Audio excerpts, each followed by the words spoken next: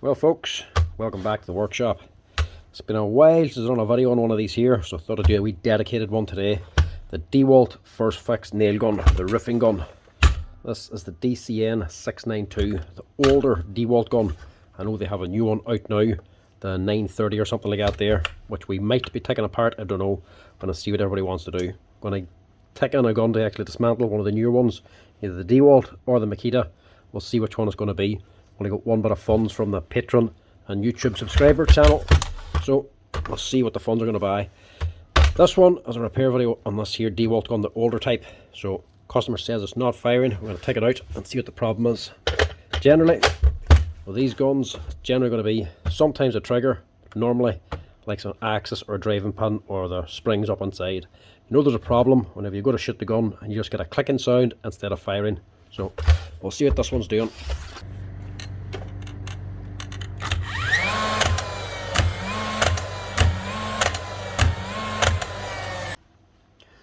That's the dreaded click, click, click. That's when you know you're into money with these here guns. Question is, what's actually gone? Cheap fix is going to be the springs up inside of here. If they're completely disintegrated, they're not going to take the pin back. That can sometimes cause the clicking, but it will also cause the gun to fire and not put out any nails. That'll be the cheap fix. The next one you want is either the driver or the axis, which is probably going to be going with this here one.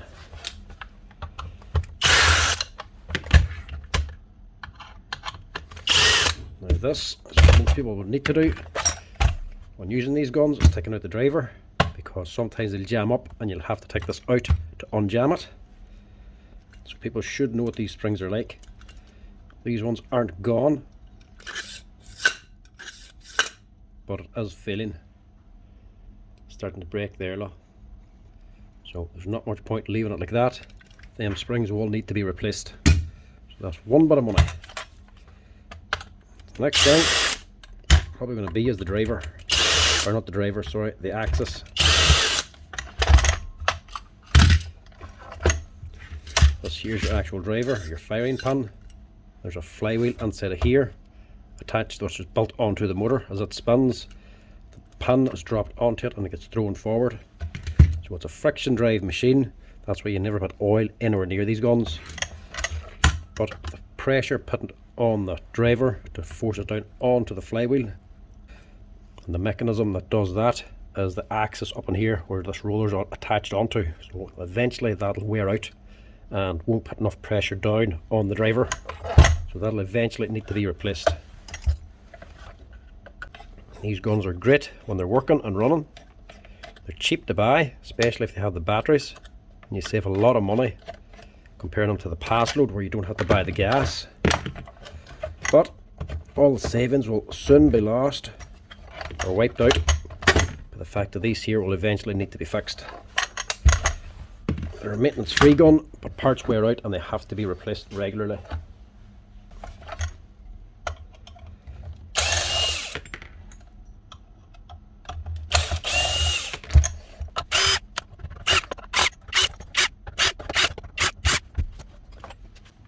This one's never actually been opened before. This is the older type.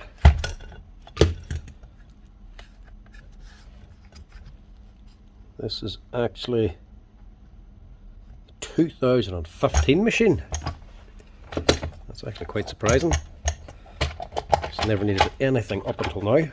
How many nails this thing's actually shot? I'll check that later, remember. Count up how many nails it's fired. Inside you have a metal frame, you have your controller up here, your motor here, and on your motor is the actual flywheel itself. It's built into one unit. You have an aluminium head for holding everything at the top, and you have an axis up here. So the main things you're going to be replacing is the axis, the springs, and the driver. Springs, more than anything, they're going to fail the most because they eventually just wear out and snap. You'll be replacing them more than anything. They're easier to fix as well. They're easy to pull off the back cover and just replace them. The next thing is going to be the axis. That there's going to be the second most common thing to fail. Driver, not so much. You'll probably replace the axis at least once or twice before you need to actually replace the driver itself, unless you break it. Apart from that there, the only other thing goes wrong is maybe the frame can snap sometimes, up around here or up the top, and eventually the motor will go on it, where the bearings fail, you can't replace the bearings, without actually replacing the motor. So whenever they go, you have to replace the motor, which is an extra 100 quid. But again, whenever that goes, your gun's probably at the end of its life anyway. So get into this.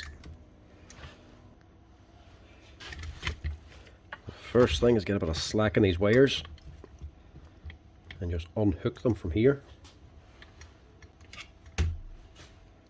They're just sitting up in there just to give you some slack to pull this solenoid off.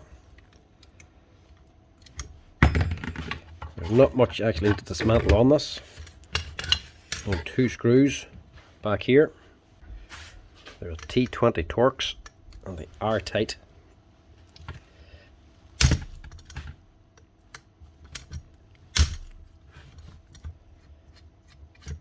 As well, Dewalt also have the second fix gun, but they've kind of shot themselves in the foot with that one for repairability.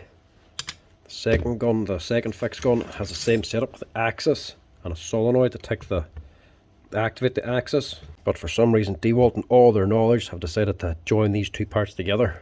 So it used to be you could order the axis on its own and just reuse the solenoid, which is fairly cheap to do.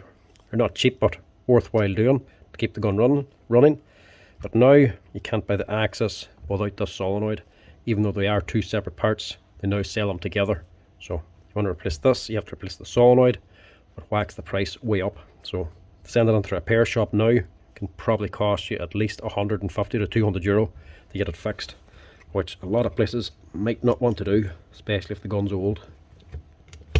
So this then should, with a lot of difficulty, pull out. Sometimes they can be very tight and you have to wiggle and jiggle them to get them out. Pull that out.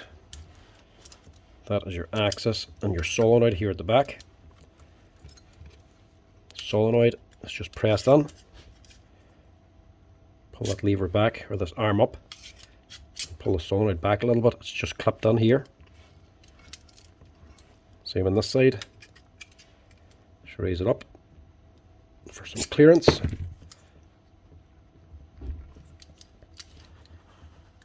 And it should pull off. Keep the spring also. So that is your axis.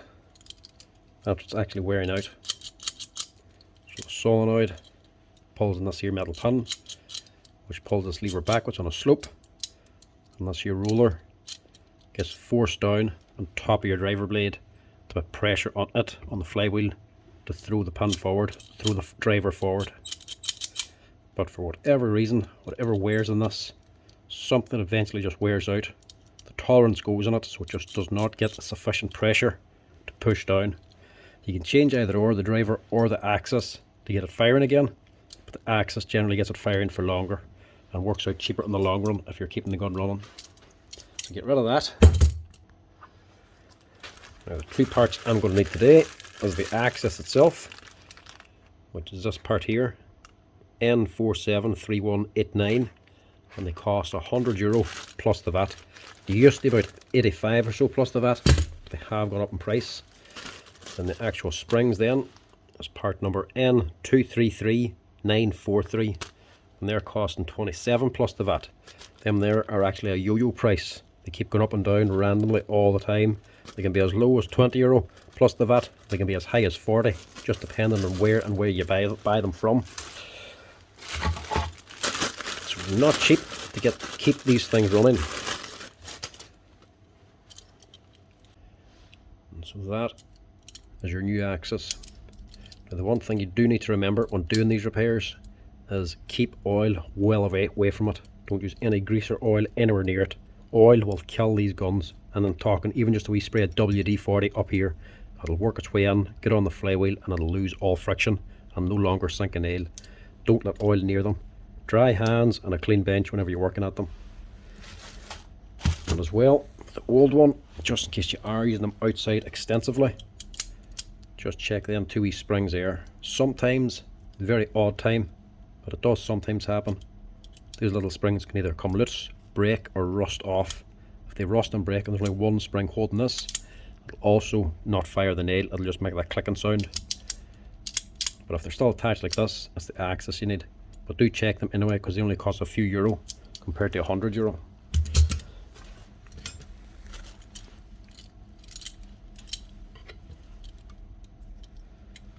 So this is going on what way? Like this. We notches that go into here have to line up. Let's get your spring back on. Press this in.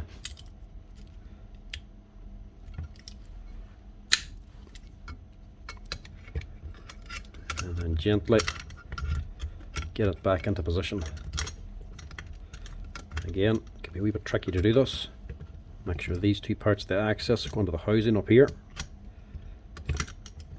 Put it in, give it a jiggle, and push it in, and then lift it up, and it should settle in the right place. Now the kit also comes with the 2 countersink screws, so just replace them as well. Normally they have Loctite on them, but these actually look a little bit dry. So I'll just put a bit of Loctite on them. Before I do that, I'm actually just going to give this a quick blow with the compressor. Again, don't use a compressor if you're unsure if there's any oil contamination on it.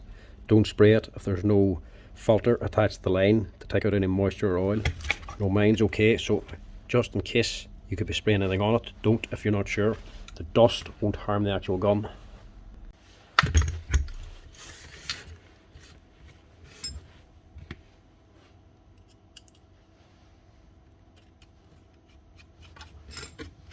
Now these were tight coming out, so make sure they're tight going in as well. They're a hardened countersunk bolt. They're 10.8 hardness. You're not going to strip them out all too easily. So give them a good tighten to make sure they do not shift. And I think that is basically it. She just drops in and she's ready to go. Now the other thing about these guns, especially when you open them, you realise just how much weight is up here and how weak the actual handle is. Look how floppy that is. Even some of the cheaper Chinese made power tools are more rigid in the handle than that. The other thing is sometimes people get confused about is if they take the switch out and they lose a wee spring down here, or they don't know where it goes. Under this here switch, there's a switch and a lever. There's a wee flat spring here. That's just sitting in the housing down there. On the second fixed gun there's 2 small ones that actually hook onto the side of the housing. And to reinstall, you're just putting the switch or the lever onto the switch and dropping the 2 down together. As soon as I'm at it, I'm actually just going to clean that little switch anyway. So it looks a little grubby.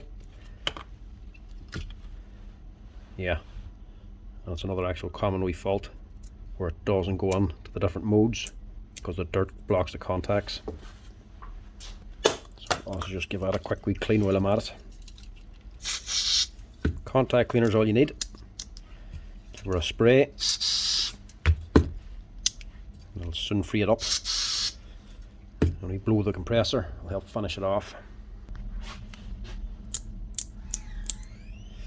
That'll do.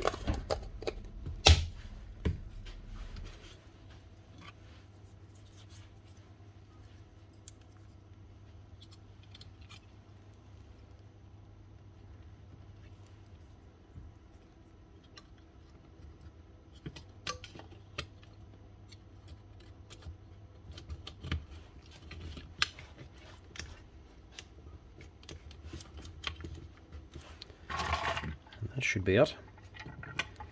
Now as well, the handle can be a bit tricky to get back together again, especially if you're leaving the screws on, which I always do because I'm being lazy and don't want to take them out and put them back in again. If you can't get it back together again, take the screws out, because sometimes they can get in the way when you're trying to close it. But I generally just be lazy and leave them in.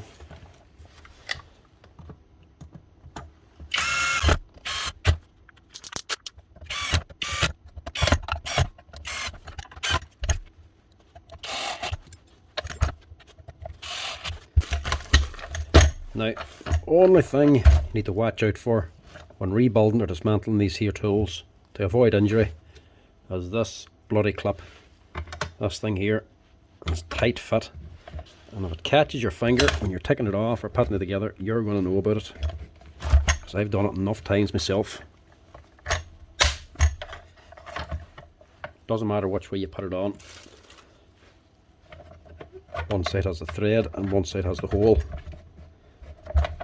The handle just goes on top. The bolt can go through either way.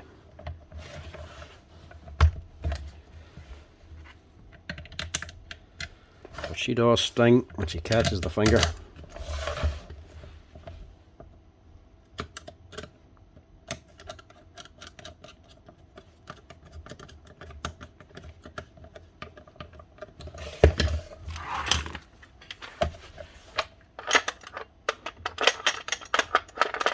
And then should be a fairly regular occurrence, taking this on and off to free up nail jams, especially if you're using collated nails that are paper and they're getting wet. The paper can sort of tear off and get jammed up in here. Some days you have to clear it out. And as well, there's a little magnet behind this second piece here. You get this top nail guide and then a plastic piece behind, but there's a neodymium magnet behind that, and that actually catches any swarf or metal or broken nail heads that could otherwise fall into the machine. If your nail gun keeps jamming up, just check that boy there. There could be a head of a nail stuck on the magnet. So every now and again you will have to take this apart to clear any nail jams. Most boys will know how it goes back together again.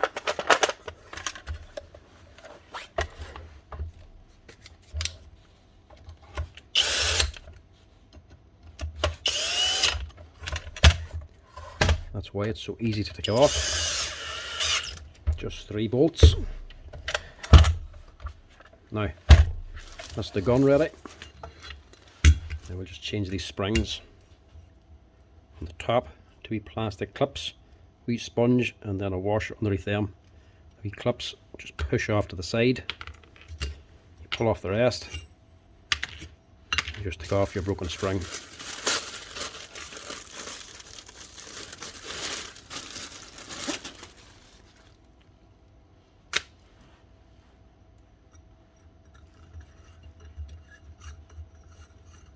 Not the most powerful springs out of these, and not the most durable.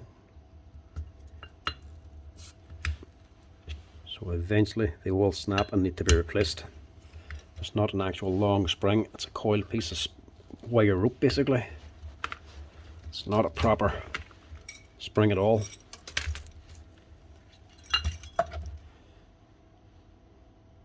If you look up close, it's just wound wire twisted onto a spring shape.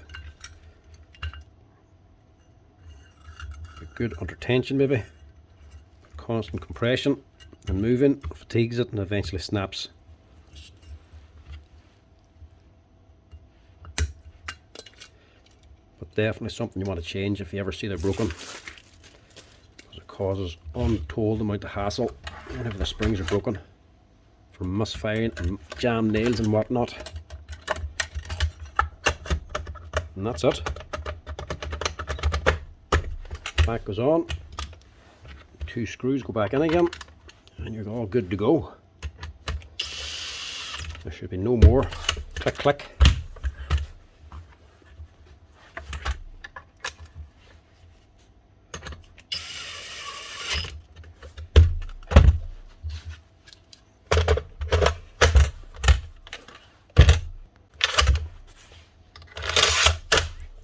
Now, see what she's like.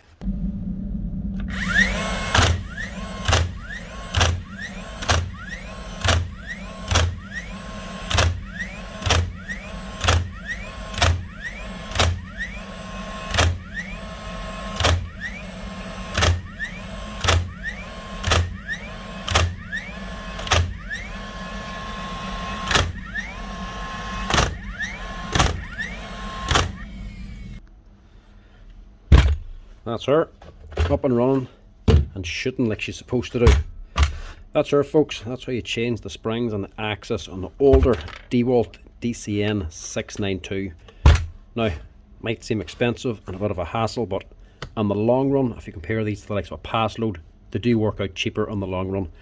If you're using a pass load gun, for every say 50,000 nails you fire, you're obviously going to have to buy gas as well. So for every 50,000 nails, you're spending at least an extra 500 on gas to feed into it. So these here take no gas, so they work out cheaper in the long run. You do have to put more maintenance onto them, but you still have to serve as a pass load as well. So in the long run, the Dewalt works out cheaper over a longer length of time, say 50,000 nails. But you still have to send them in and get them repaired every once in a while, or do it yourself just like that. Look, it's actually just landed on. The boss has actually just dropped this down to the workshop. Just landed on whilst I was repairing this one here. This is the actual new Dewalt nail gun, the DCN692 Type 1. Brand new here. Now I know some other places like Australia or America, you might have this already, but they're brand new here. This is only the second one we've got on. One we got on to test out and it was sold straight away, so two more have just come in, and this is one of them. Actually just landed on whilst I was doing this here repair. This is the one I'm asking, do you want to see the teardown on? People are already saying they wouldn't mind seeing the Dewalt, but let me know in the comments section what you prefer. I've got money on the Patreon fund and I have the subscriber fund here on YouTube. I've only got enough money for one gun, so do you want to see the Dewalt one taken apart to see the insides, or do you want to wait until February to see the new Makita one coming? I'd rather see the Makita one myself, but whatever one you want to do, we'll actually look at. This one's and now. Don't have any more money on the funds to buy a second gun, so let me know down below in the comment section what you want to see, the Dewalt or the Makita. But that's it. Let me know what you want. That's the end of this one. That's how you fix up the old Dewalt gun. As always, folks, thanks for watching. Give us a wee like and a follow down below if you're enjoying the videos. Cheers. Chat to you later.